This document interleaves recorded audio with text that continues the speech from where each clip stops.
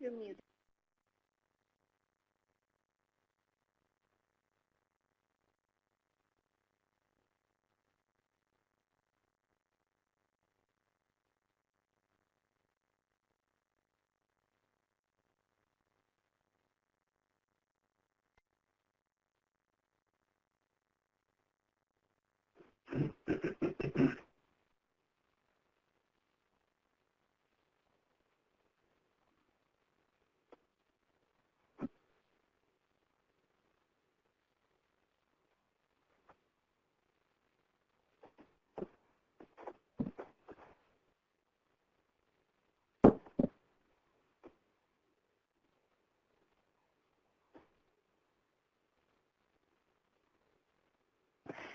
Okay, everyone, it is 3 p.m., so we're going to go ahead with this webinar. Welcome. I am Melissa Neal, and I am the lead with the GAIN Center, the lead on helping provide the technical assistance going out to all 17 of the AOT grantees. So welcome this afternoon. We've got a full schedule. I'm going to dive right in. The first thing I want to say is the views, opinions, and content expressed in this presentation do not necessarily reflect the views, opinions, and policies of Center for Mental Health Services, SAMHSA, or the U.S. Department of Health and Human Services. And then a few housekeeping items. First of all, please keep your phones on mute, and that includes all of the panelists. If you could keep your phone on mute while you're not presenting, then that will help us a lot with the noise control. Also, just a quick reminder, please do not put your phones on hold, as often that does lead to us having some lovely background music. So we'd appreciate that you not put your phones on hold. We are recording this webinar. We want to provide it for others to watch at a later time. And finally, we're going to do sort of an informal roll call. So as everyone looks at their screen, you'll see a chat box at the bottom right hand of the screen. And so if you could, in that chat box, provide your name, your role, and anyone else that is listening in on the presentation with you. And that is the way that we are going to take roll call today so that we can go ahead and dive into our presentation. So here's a quick overview of our agenda. And sorry, I had a little feedback. So we've got three great presenters. Lisa Callahan, many of you are familiar with her. She used to have my role of leading the TA for the AOT grant program. She is still a site lead for many of you and is she is over the TA we're delivering through the communities of practice and the affinity, the advisor consultants through the AOT program. She has an extensive background in this work. She is a senior research associate here at Policy Research Associates, and so you can see her many qualifications there on the bio slide. We also have Dave Wilhelm with us, who's been a clinical counselor for 41 years, has had extensive experience supervising, and has had a lot of background in a lot of the innovative and new things that we've tried throughout the years to provide more services to people with mental illness. And again, you can see much of his extensive qualifications on the bio slide. And then finally, we have Cathy Cave, who has 30 years of experience as an administrator, facilitator, and consultant. And she is also a founding partner of Inspired Vision and has functioned as a co-director of SAMHSA's program to achieve wellness and has been a senior training consultant with the National Center on Domestic Violence, Trauma, and Mental Health. So without further ado, I'm going to turn it over to Lisa Callahan. Good afternoon, everybody. I want to thank you for those of you who have requested that we do a webinar on compassion fatigue and secondary and vicarious trauma, because it really is a very important topic for workforce wellness and for making sure that the services that you're delivering to the people in your programs are done with the kind of care and compassion that you intend them to be. It's a really important issue. So I'm going to just offer some definitions here so we know which words we can use interchangeably and not, because a lot of times there's some confusion. Oops, in terms of the, why am I not advancing? You're clicking the wrong button. Okay, there we go. There we go. So the terms that I'm going to spell out here just in a couple of minutes are compassion fatigue, burnout, secondary traumatic stress, and vicarious trauma. Because sometimes we use them interchangeably and incorrectly, so I want to just make sure we're talking about the same thing when we describe certain symptoms and problems that we or our colleagues might be having. Compassion fatigue is really beyond empathy for the people you are working with, and it's something that is inevitable perhaps in working with people who have complex trauma, complex problems, and it is at the same time it is often the compassion is what really is why you're doing the work that you're doing. Another side to compassion fatigue that I want to just mention is also compassion resilience, which can evolve from working with people with complex problems. When you see someone achieve a milestone and make another step forward in their recovery, it does feed back to you some very positive feelings, and that's really an important part of the work as well. So there's a kind of a counterbalance, if you will, between compassion fatigue and compassion resilience, which is keeping that in mind. Controlled empathy is the practice of individuals who work with people in the mental health system, criminal justice system, and it's the constant monitoring of your own emotions when you're working with or talking with people, to not react with what might perhaps be a more normal emotional response when someone reveals something very troubling to you, something very disturbing, but instead to keep that professional demeanor. It does tax your central nervous system, though, to do that. So that's something which also can feed into the development of compassion fatigue, is the constant monitoring of the way that you're reacting to individuals. Compassion fatigue, unlike the next terms that we're going to define, can be, the onset of it can be relatively quick, and it's unlike vicarious trauma or secondary trauma or even burnout. And the negative effects really are a form of exhaustion, frustration, anger, being ineffective, but it's something that can happen quite quickly. And also the good news is that compassion fatigue responds very well to a number of evidence-based practices and workplace wellness interventions, which Cathy and Dave are both going to talk about after I'm finished. Burnout is really a long-term reaction to the stress of working with people who bring to the work a lot of issues, a lot of problems, a lot of trauma. But it also can be caused by conflict in the workplace itself. So this is something as a supervisor or as someone who is working with other colleagues, if you can bring this to your supervisor's attention, because it does cause an overall, it really degrades the workplace environment when there's a lot of conflict and a lot of stress in the workplace. But that's what burnout is. It's just that, pretty much that feeling of just being emotionally exhausted and taxed and overextended. But it does take a while for burnout to develop. Vicarious trauma and secondary trauma are used interchangeably, and people have preferences for one term or the other, but they're referring to the same thing. Perhaps the best way to think about vicarious or secondary trauma is the way Figley defined it, as the cost of caring. The work that you do, the emotion and the energy that you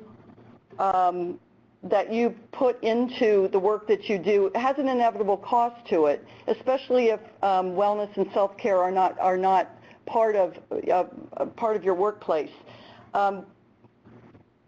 Vicarious trauma and secondary trauma really parallel, in terms of the symptoms, parallel primary trauma, the re-experiencing, the numbness, the avoidance, the persistent arousal, the being jumpy, and it really is a new part of the DSM-5, which I'm sure all of you are aware of, in that there's a new cluster of diagnoses that are called trauma and stressor-related disorders.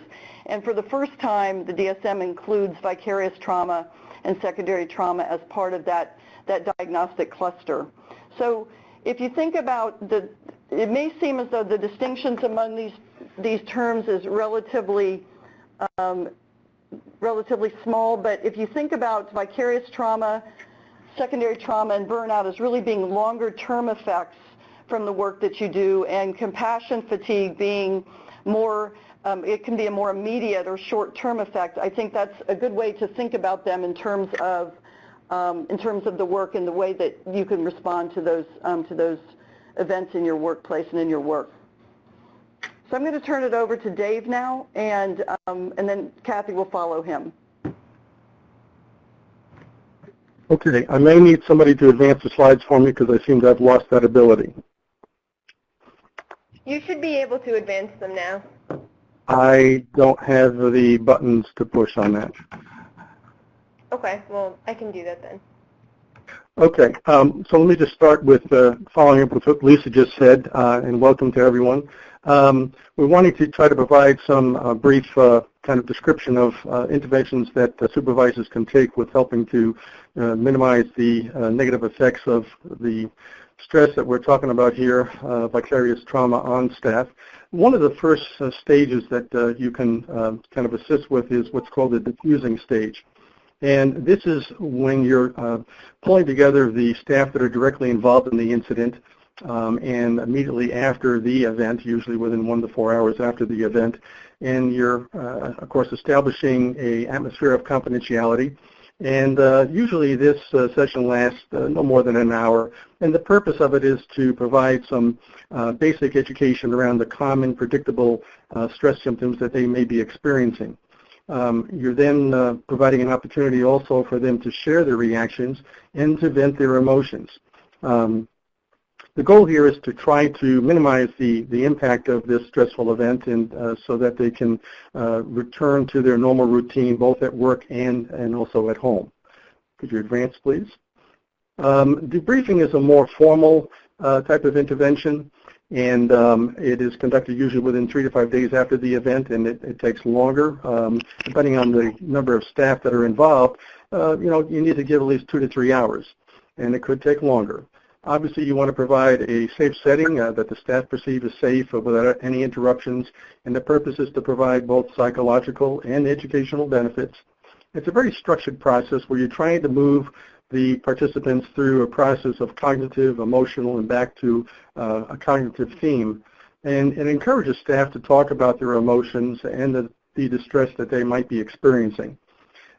You're trying to create a shared experience among the affected staff so that no staff person feels like they're having to deal with this on their own. Again, this debriefing follows, at least the one I'm introducing, follows a 7-stage intervention model, and is promoted by the American Counseling Association. The next slide is talking about the first phase, which is called the introduction phase. And again, we're emphasizing confidentiality. There is no recording of any kind that would be allowed. People are required to stay for the entire group, no matter what level of participation they may engage in. And this first phase is mandatory. The others are optional. And again, this is not to be critical either of staff or of the operational procedures. It purely is to provide a supportive environment for the staff that were directly involved in this, whatever the trauma was, traumatic event. Next, please. The fact phase is, we're getting into the cognitive elements here, and you're first asking participants to introduce themselves and to explain what their specific job responsibilities were during the incident, and then ask them to explain the facts of the incident as they know it from their perspective. Next slide, please. Remaining in the cognitive theme here, we're then asking them to first talk about what was their original thoughts right after the incident. And this allows participants to personalize their experience. So it's not just the global facts, but their specific experience and the specific thoughts that were running through their head at the time and immediately afterward. Please, next slide, please. The reaction phase, and this is the most emotionally charged part of the debriefing process. And this is you're asking, what is the worst part of this event? And this segment can last 30 to 45 minutes easily. And again, it's the most emotionally charged. And the idea is to really facilitate participants focusing on their emotional experience and try to get them to tap into what those emotions are and to be able to verbalize that. Next slide, please. The symptom phase is where you're then asking them what symptoms are they continuing to experience as a result of this vicarious trauma. And you're also providing them some educational information about the 4 stages that they likely will have been going through. The immediate stage right after, during and after the event, which then can morph into maybe different symptoms during the next few days. And then maybe the residual symptoms that are continuing 3 to 5 days after the event.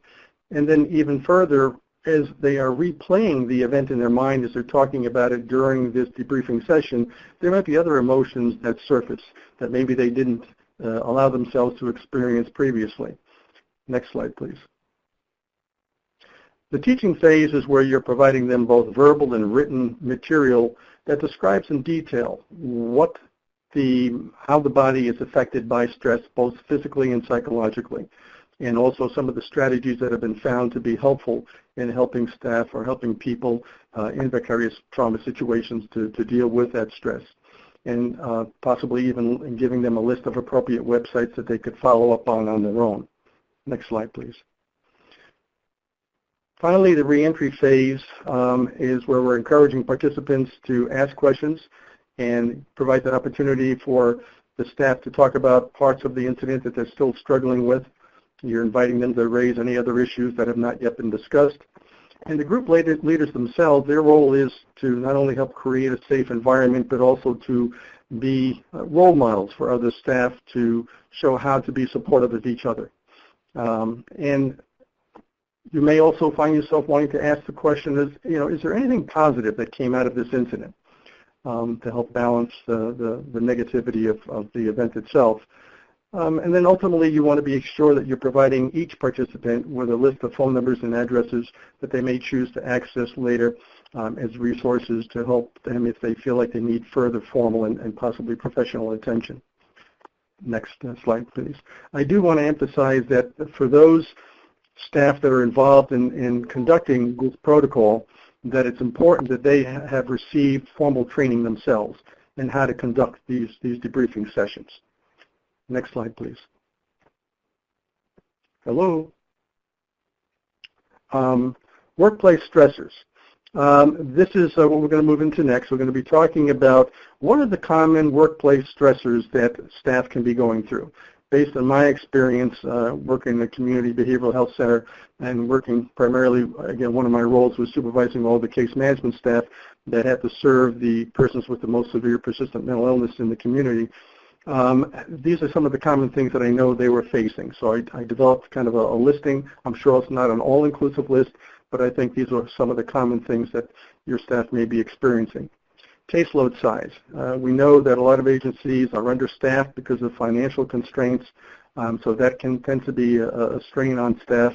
Documentation requirements, particularly if you are involved at all with Medicaid billings, very precise documentation requirements. Medical necessity documentation has to be completed. Productivity, billing requirements. We know that oftentimes staff have to be able to bill at a certain level in order to support their position, and so their feet are held to the fire on that. Staff turnover. These positions are oftentimes very high stress positions, and burnout is not uncommon. And so staff turnover means that other staff then have to absorb their caseloads, and so that provides additional stress. Staff oftentimes will express that they don't feel like they have had adequate training and they don't have all the skill sets they would like to have in order to be able to help some of these more challenging clients. inadequate resources to help clients. Staff are able to easily identify what the needs are, but have difficulty accessing the resources to help their clients. They find that very frustrating. Documenting eligibility for services. We live in a climate right now nationally where we're having to ensure that we don't have illegal immigrants that we're providing services to, and so people have to show that they have proper identification, Social Security cards, birth certificates, whatever. This is a population that doesn't always do a good job of maintaining those, so trying to reestablish that can be a very challenging effort. Obtaining and maintaining client benefits, and we're talking about, accessing whether it be food stamps or helping them apply for disability or helping them get into shelters, things of that sort. Next slide, please. Staff, especially those coming out of an academic setting, maybe moving into a position for the first time, may have unrealistic expectations about what their clients can achieve, or at least how fast they can achieve it. So sometimes they feel like that they're working much harder than clients and don't get much satisfaction internally about their clients' accomplishments because they don't feel like they're accomplishing enough. Unfortunately, some of these clients have a tendency toward threatening behavior or even violent behavior. These clients oftentimes don't live in the safest neighborhoods, and staff are expected to enter into these neighborhoods and likely even into maybe these clients' homes, and not sure what they're going to be facing when they enter that, or what they might be taking out with them, unwanted critters, whether it be cockroaches or the dreaded bed bugs. Requiring persons to use their own personal transportation. Staff, again, are concerned about clients coming into their cars, personal cars. Mandatory on-call, that's something else that staff are sometimes required, and find that especially single parents can oftentimes find this a very difficult challenge. Inadequate interagency communication means that oftentimes these staff feel like they have a lot of valuable information to share with other professional staff, yet those professional staff don't seem to maybe value their input. They feel kind of discredited. And oftentimes they work at a location outside of the main office that may not have the same amenities as those working within the main office, and so they feel a little bit like the stepchildren of the agency. Next, please. Supervision strategies. So how do we help staff manage all these various workplace stressors that they're facing here? Next slide, please. Weekly team meetings are critical. And again, you're emphasizing the team over me thinking. You do not want staff out there feeling like they have to be lone rangers dealing with all the challenges on their own. Different staff have to be somewhat familiar with each other's clients, so that if they have to fill in for some reason, that they have at least a thumbnail sketch on the client that they're going to be intervening with. Monthly individual supervision, especially at least for the first year, is critical to make sure that you're, as a supervisor, able to review any administrative issues having to do with productivity, having to do with documentation requirements, allowing the staff to discuss any challenges they're having with difficult clients and brainstorming interventions, and allowing staff to talk about maybe some other personal stressors they're having in their own lives. Sometimes, unfortunately, there may have to be staff corrective action plans that are developed that are highlighting in detail specific deficiencies that have to be addressed, and providing timelines in which that has to be completed. Unfortunately, not every person entering into this field is a good match. It is a very stressful position to be in, and sometimes difficult decisions have to be made regarding whether it's a good fit or not. And then one of the things I really want to emphasize is that from a supervisory standpoint, supervisors need to be consistent, predictable, and approachable. Staff don't need to have to worry about what mood you're going to be in when they come in each day. And if you want staff to be able to bring difficult, challenging issues to your attention, or maybe even personal issues to your attention, then they need to view you as a safe person to approach. So I think that's very important. Next slide, please. Caseload management. And here we're talking more about just numbers. We're talking about, different clients require different levels of energy and effort to help manage them. And so you need to look at clients' caseloads from, high utilizers of service or high need clients, and making sure you're balancing caseloads, keeping that in mind as well. Staff-client conflict. Again, you don't want to have a scenario where there's antagonism developing between the client and the staff. That doesn't allow for therapeutic rapport. Staff can start developing antagonistic attitudes towards clients, and clients start avoiding staff, and that's not productive. So trying to have a good match between clients and staff is really critical. Identifying incentives. This is another critical element also. This population is not the kind of individuals who want outsiders into their lives.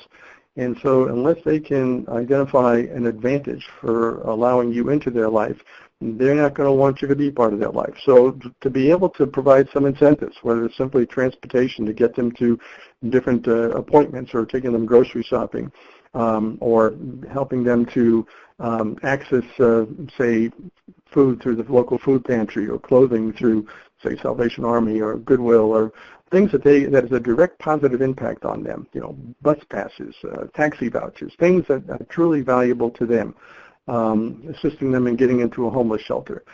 By doing those kinds of things, then they can see that you may be of value to them and may allow you to be at least entering into their life. So those engagement resources are critical.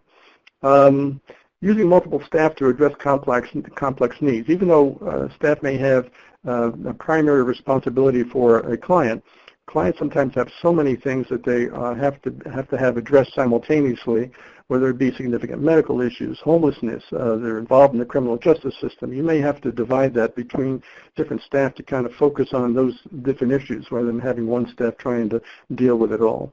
Next slide, please. Staff training. Staff, trying to include input from staff in terms of what they perceive as their training needs, where they feel like they might be somewhat deficient in what they would like to have more skills in to help manage their staff more effectively. Making sure that beyond the normal orientation that there's adequate shadowing time for new staff to shadow staff that are basically conducting the responsibilities of the job as they will have to do it themselves, and to have a mentor assigned to them beyond the normal shadowing so that they have somebody they can connect with in their day-to-day routine to ask for clarification or instruction or direction, or just reinforce that what they're doing is okay.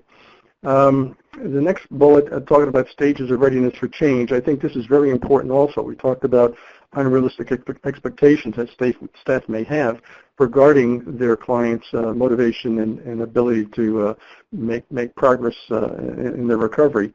You want the staff to be able to meet the clients where they are, not where they want them to be. And if the client is at a place where they're kind of in a pre-contemplative state, they're not even acknowledging they have a problem, let alone working on it, and yet the staff are already in the action phase where they're trying to get them to move forward very assertively toward, implementing their treatment plan, there's going to be a disconnect, and the clients basically are going to avoid the staff whenever they can.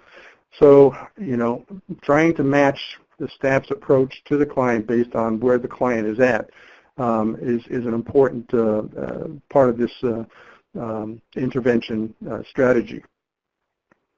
Helping them to develop, I'm sorry, can you back it up one more time, please? I'm sorry. Oops, backwards, please. Backwards, please. Yep. Kind of missed something here. Can you go back? Thank you. No, next slide, please, 2030. Thank you. Also want you to motivational interviewing strategies. That's the other thing I wanted to just quickly mention here. It is important to help staff learn those strategies to help develop internal motivation within their clients to move forward with their treatment plan. To give them hopefully the ability to hope and for a better life for themselves, and then maintaining an awareness of some of the current research-based best practice models that you might want to do some training around. Next slide, please. The emphasizing safety is a critical piece here. Hopefully you have protocols developed here to minimize staff risk and provide training around that at least annually. One of the things that I want to emphasize is you really should have a list of clients that seem to have, by history, propensity for violence, and to review that periodically so that staff can kind of keep up on that, on changes in people's mental status and behavior patterns that could pose a risk. Really should emphasize strongly that staff should pay attention to their gut, and when they're in a situation that they're experiencing some uneasiness, that make sure they feel they have the permission to back out of those, and maybe even encourage them to pair up with another staff person before entering into potentially dangerous situations. Next slide, please. Managing stress. Again, the open door policy, I've already kind of alluded to that, being predictable, consistent, and approachable. You want to have an open door policy that staff feel that they can come to you.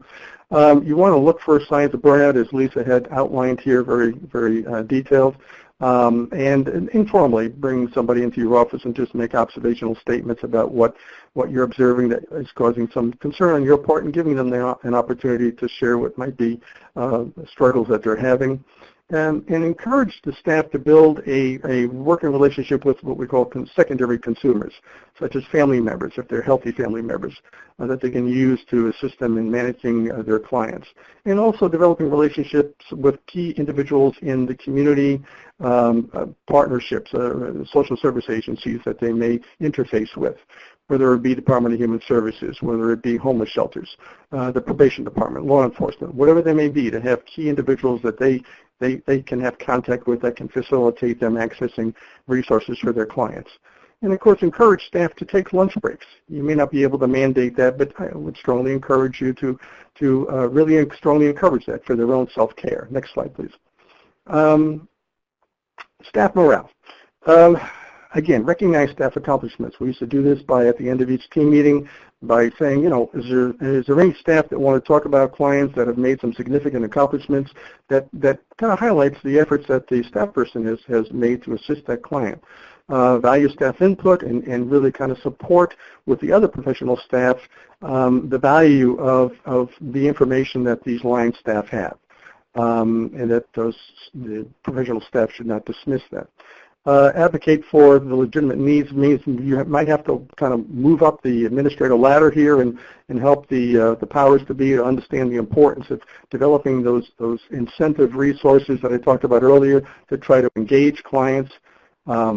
If you have the availability as a supervisor to, in some way, shape, or form, shadow your staff, observe firsthand the kind of challenges they're experiencing, that would be of some value, and I think it builds credibility between you and your staff. And ultimately, you don't want to expect staff to do what you wouldn't do. Next slide, please. And finally, staff satisfaction. Helping to set realistic goals. Again, we kind of talked about that. Sometimes you have to help staff look backwards in terms of where the client had been and where they are now, for staff to recognize that they have made progress, and to help staff understand that progress sometimes is very incremental. And then also help them understand that they're not responsible for the outcomes of their clients' decisions. Of course, you don't want clients must suffer the natural consequences. You don't want them to suffer consequences that could be very dangerous to them, but clients oftentimes have to accept the natural consequences of their decisions for them to recognize changes they have to make in their lives, and maybe to allow staff to be more a part of their lives. And ultimately, provide professional growth opportunities, whether it be through furthering their formal education, or by just providing them more opportunities on the team to have more responsibility that will acknowledge your respect for their kind of maturity on the team and their expertise. And I think I will need now to pass this on to Cathy. Thank you. Hi, everyone. This is Cathy Cave, and happy to spend some time with you. Thank you so much, for both previous presenters, because I think you laid a good foundation for kind of the big picture about where we need to go. And I'd also like to bring some conversation about self-awareness, some strategies for self-reflection, and ways for us to think about shared responsibility for staff's wellness. So in the thick of this work, we often forget about our own needs until they're so big we can no longer meet them in simple ways.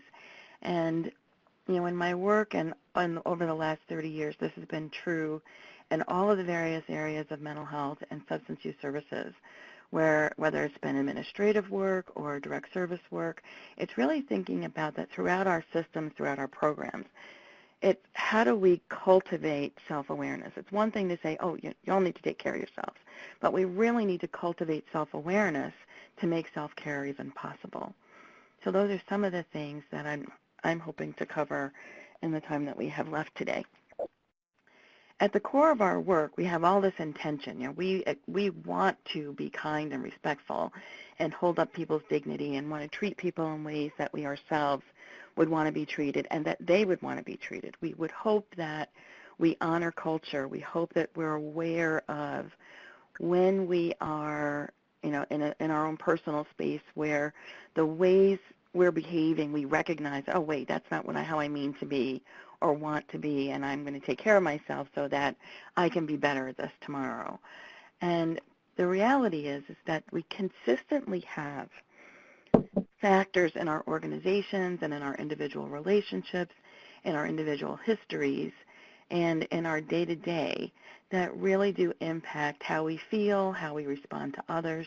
And so I want to take a minute and kind of acknowledge some of those things. And some of this we've talked about already today, so I don't want to spend too much time. But I'm a trauma survivor, and I talk about that on a national level probably at some point every day. And what's clear to me is that secondary trauma influences all of us who are doing human service work. Wherever we're doing that work, it's part of what's in the mix. So secondary trauma is because we care. It's because someone else's experience activates our own fear responses and our own trauma responses. So to think about that in a more self-reflective way, self-aware way, is to recognize that many of us who are working in human services have our own personal experiences with trauma. So that there could be anything in our day-to-day interactions with other people, other human beings, walking down the street that could bring about a trauma response. So it's being self-aware to the point where I can recognize and say, you know what, that's my stuff. That's not that person's stuff. That person who's in our services is doing the best they can with what they've got. At this point in time, this is where they are. What's happening for me now, this is mine, and I need to own it, I need to recognize it, and I need to navigate it.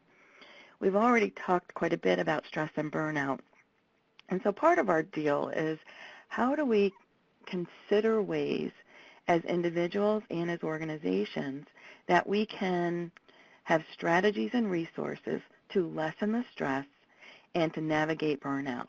What I will say about burnout is often people don't come back to that, from that space of being burned out, because there's an organizational frustration quality with it. Often people don't come back from that without a job change or some serious intervention, you know, on their own parts or the part of others. So it's really thinking about the role of supervision in all of this.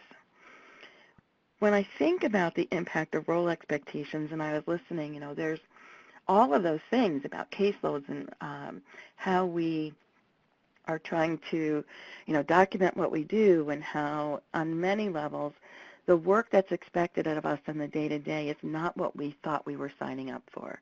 So our passion around supporting other people, really being considerate of what people experience in their own day-to-day with mental health challenges, with substance use disorders, with all of the things that kind of keep people from being their best selves and being as independent as they possibly can, that we're passionate about those things. I never heard anyone say, I love the paperwork, bring me more documentation.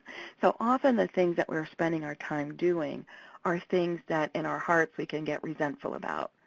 And then related to that is our own personal growth needs. So many of us may have come in the door with an idea of, I'll do this job now, and then along the way realize that I want to do something that has more impact or more decision-making authority, or I want to do more of what I'm doing.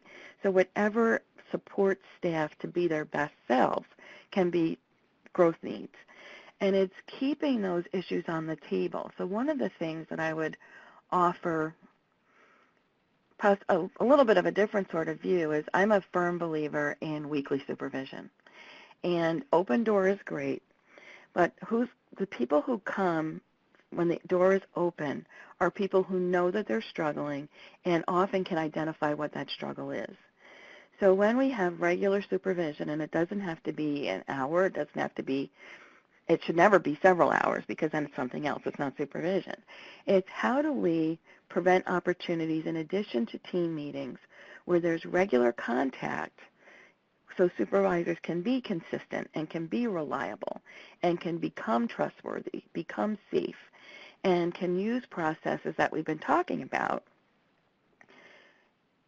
in a way that strengthens the relationship between supervisors and staff and supports staff in knowing that it's okay to say, I'm struggling with this. And yeah, open door is important, but that regularly scheduled check-in, even if it's 15 minutes, can be really useful in the day-to-day work that we do, particularly when teams are out and working very independently out, mostly in the field, coming back and checking in addition to team meetings, that more consistent and regular supervision can be a really useful tool. So secondary trauma, this is something that Karen Sabatny has put out in the world, and I just love it.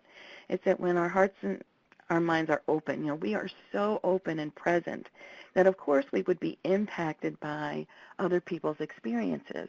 So just acknowledging that and acknowledging that when people share their experiences, we're affected, and that's part of the norm. It's part of what happens. And there's also some offering about what to do with that. So transforming secondary trauma requires some balance. So it's not just work-life balance. It's balance in how we are aware. So again, comes back to how do we cultivate self-awareness. So being attuned to our own needs and our limits. In some places where we work, the word boundaries is, frowned upon, and I think boundaries are healthy, and it's how we use them, and it's making sure that we're using the boundaries we have as a resource to say, these are my limitations, and I also respect your limitations, but being transparent about that and talking about it. So it's knowing ourselves and then finding our best way to balance our work and our rest and our play with the work that we do and that we're passionate about. It also requires being very connected. So again, coming back to self-awareness and being open to some feedback about, am I really connecting to people in my family that I want to connect to family that I want to connect to friends that I want to connect with, to other things that are in my community that I want to be a part of, and connection to things that are meaningful, because those are the things, the resources for our resilience. So self-care is not always easy, and we really can't just say to staff, yes, go take care of yourselves, and make sure you do a good job around that. It's really providing the resources for staff to do that on a regular basis and having support systems in place where staff, again, can say, I'm not feeling this today. I'm not sure what's happening for me. I'm feeling disconnected and distant. It's often those feelings that will come up, and, when folks are self-aware, you recognize it and say, I need to deal with this now. When we're struggling around self-awareness, we can get buried under these feelings that can just feel like there's, bricks on your chest, where I feel like I'm not, being my best self. I'm not doing what I want to do, and recognizing that as symptoms of compassion fatigue rather than, I'm defective in some way. It's a natural part of the work that we're doing. At the core of traumatic stress is this, there's a breakdown in the ability to regulate ourselves. So it's our feelings of connection, our feelings of being supported, our feelings of being able to support others really can be impacted by trauma. And whether, again, it doesn't matter the source of that trauma. It could be someone else's experience and we were present, or it could be trauma reminders of our own. But that when we are feeling like we can't navigate it, can't sort it out, that's dysregulation. And dysregulation can happen in terms of our thoughts, our emotions, our awareness of even where we are in a space, a physical sense of having energy, feeling safe, feeling connected, and being present in the here and now. In our work, we can experience dysregulation in this way. In the Wellness Project, we've talked a lot about finding mind-body practices that can support healing and staying self-aware and centered. And we also have talked about this in other areas of trauma work that I do. And part of this is really being able to say, you know, dysregulation looks like something, and it's our bodies being impacted by traumatic stress. One of the ways to combat that is to actually do work on the body that will directly address where we're holding our distress. So when we can't talk, which we often, may be struggling to do, we can always access practices that are reliable, that can be helpful. They're empowering because we can use them and share them. And, we're talking about how we can sustain ourselves in times of distress that will support our overall wellness and sense of well-being, and also can be useful for prevention. So some of those practices are listed here in terms of breath work. So if we had longer time today, we could actually practice some breathing techniques together. But something that's really, really simple is a pattern breathing, where we teach it to, I do a lot of work in foster care and in child welfare. We've taught this to foster parents, and we've taught this to youth. And I've taught this in peer support circles. So really, it's a pattern breathing where you inhale to the count of 4, you hold your breath to the count of 7, and you exhale to the count of 8. And you do that, 3, 4, 5 times. And just that in the moment can really be helpful in helping you to take a moment, be more self-aware, notice your breathing, notice the stress and where we're holding it, and then let it go. So as an example of a practice that can help, again, in the moment, you can do it absolutely anywhere, and anyone can do some version of that. So it's paying attention to, I'm stressed, I'm holding it, I need to take a breath and let it go. So body movement practices, mindfulness practices that can be used to focus on something. And again, you can offer this to people that you're supporting. So we can do this ourselves, we can do it with colleagues, we can do it with the people that we're working with as we're out in the field.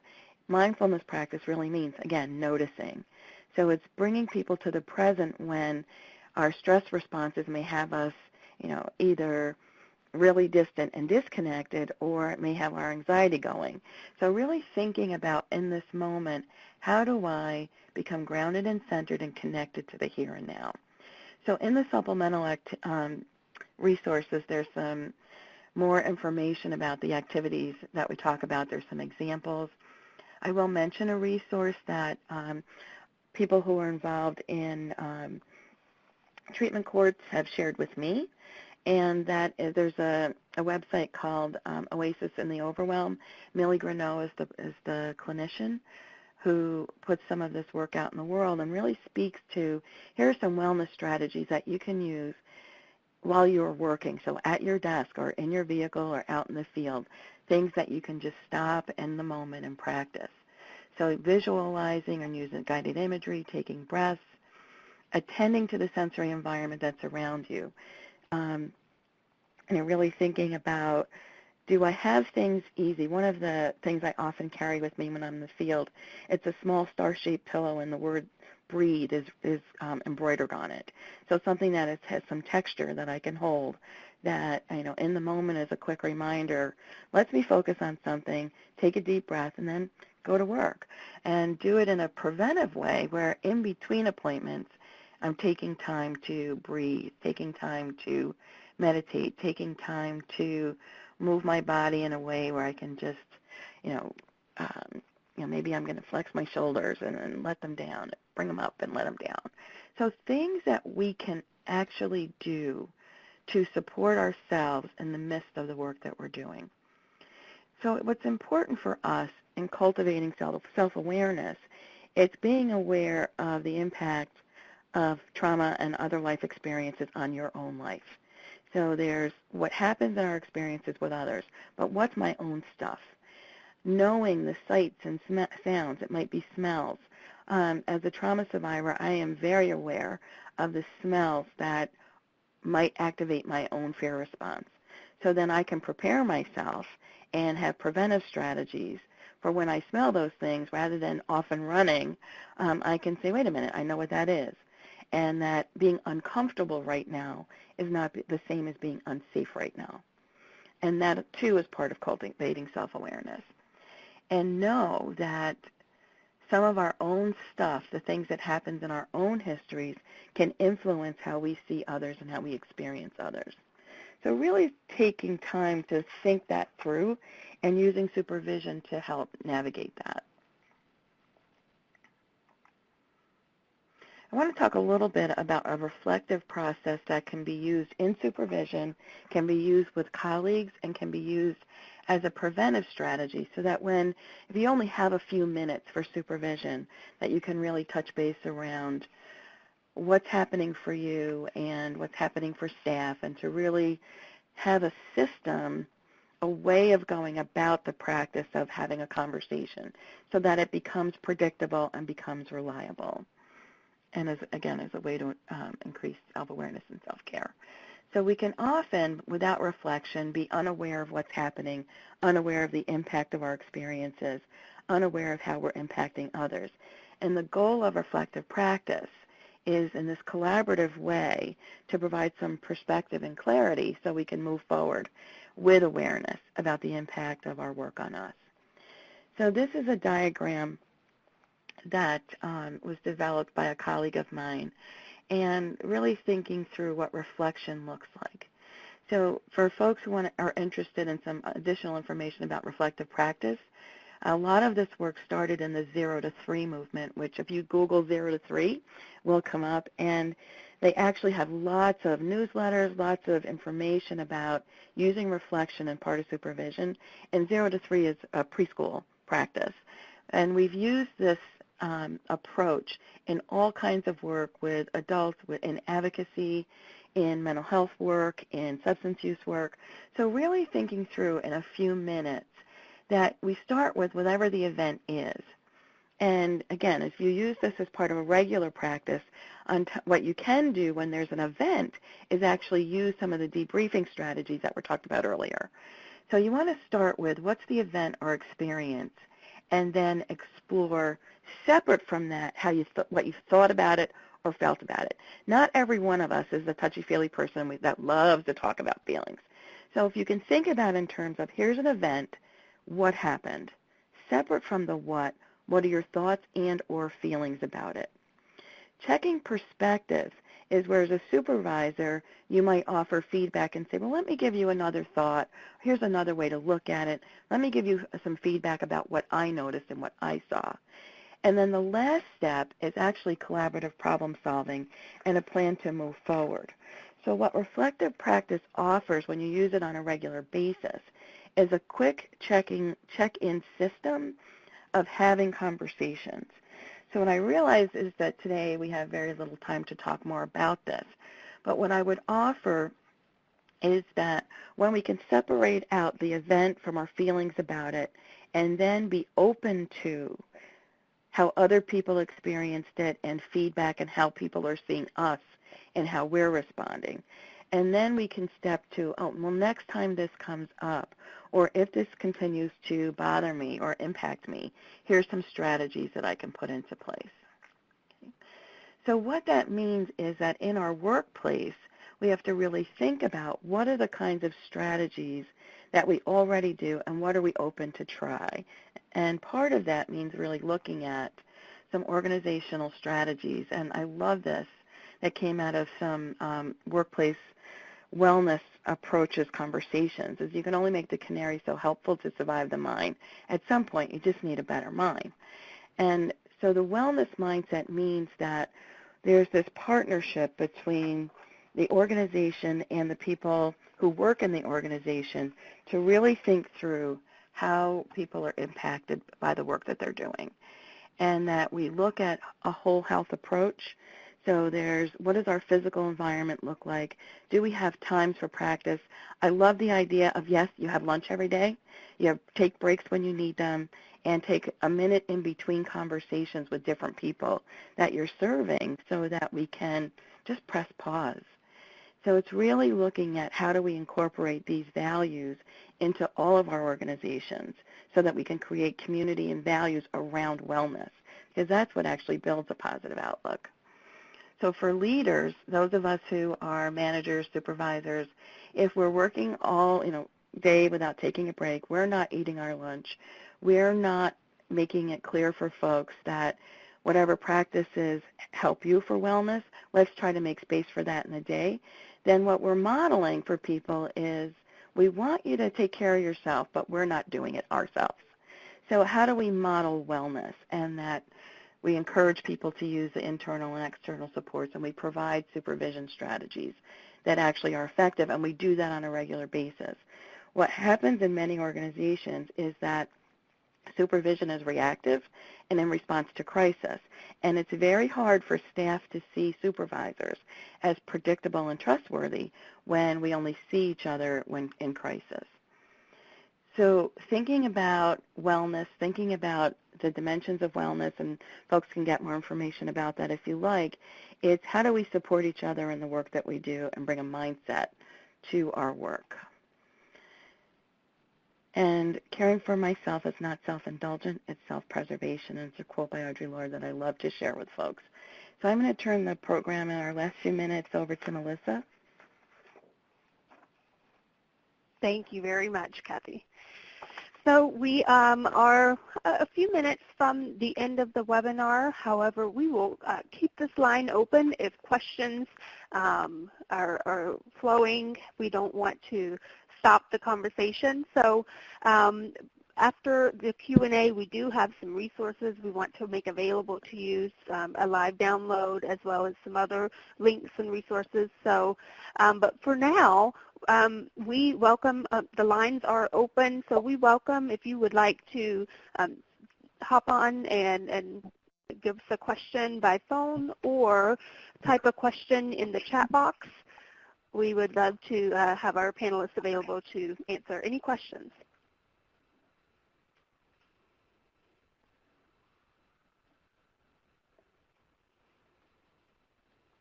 So just to get the juices rolling, I want to start with one question for Dave, and you covered two different things, diffusing and debriefing. So could you just describe and give a few examples of what kind of incidents would you recommend a diffusing for versus a full debriefing? Well, it's not necessarily one or the other.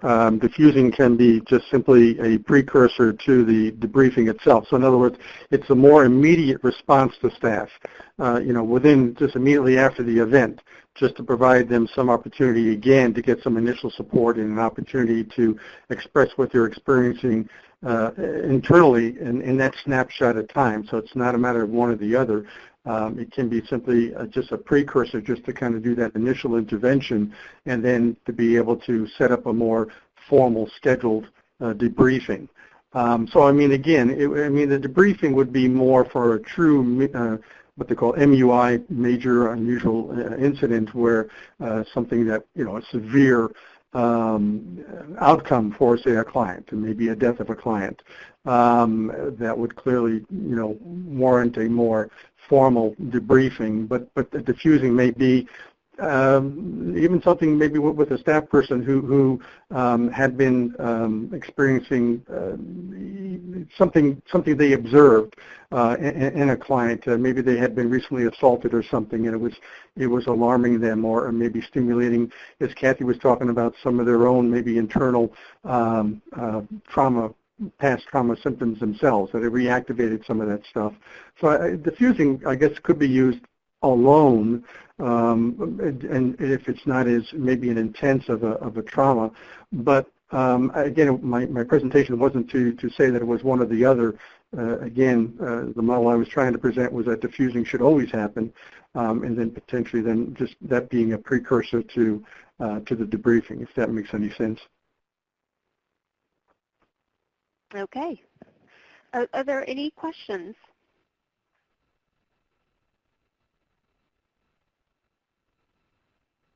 Actually, this, Cathy, I have a thought, just to follow up on what Dave just said. When you incorporate a reflection cycle into regular supervision, what it does, it allows folks to get comfortable with diffusing and debriefing, as that becomes a part of the regular, let's talk about what's happening. So often, like, people work in teams, work out in the community, do a lot of independent work. We're often not used to then being in a space where we disclose what we're experiencing. So reflection offers a regular opportunity for practicing that and also doing that together in a group after a bigger event or a more significant event. So I was really appreciating what you were sharing, Dave, so thank you for that. Well, I think along with what you're saying, Cathy, what I identify with is that, helping staff understand that their thoughts precede their emotions, and to draw that clear, correlation that your thoughts will generate the emotions that you have. So what is a self-talk? What are you telling yourself at that moment in time about what had just transpired, or what you thought your role was, or what you thought you didn't do, and all the emotions that may trigger. And so getting staff, and just as we work with clients, to help them understand that same internal process. Our thoughts precede our emotions. And so I think that kind of fits in exactly with kind of what you're talking about also. Okay, thank you to you both. Just some quick reminders. If you join the call in the middle of the presentation or late, I do want to ask you to please, in the chat box, identify yourself and your role, your location, so we will have an accurate roll call. And if you were looking at your computer screens, you may have noticed that a box popped up with 3 files. And if you click on those, you'll see an option to download those files. And we have provided the webinar slides along with 2 additional handouts. And then in the next couple of slides, we have some additional tools that may be of interest or use to your location and to your site. So these slides are included in this download that I just mentioned, so you can get those links, and you don't have to write all of this down right now. So any other questions while we have Cathy, Dave, and Lisa with us? Any other questions? This is Cambria Thompson Jackson, AOT team leader. And I don't have a question, but I'm not sitting in front of my computer, so I'm not able to log in my name and location. Thank you. Well, I have it now. Thank you. You're welcome. Thank you.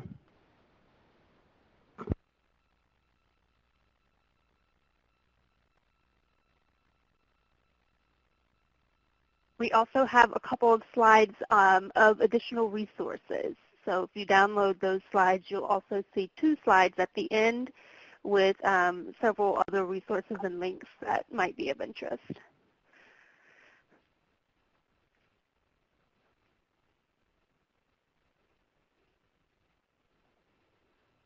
So I just want to put one last call out for questions. I know we are at the end of the day on a Friday, but since we have Cathy, Dave, and Lisa with us, I want to make sure we have plenty of time to use them as resources. So last call for questions.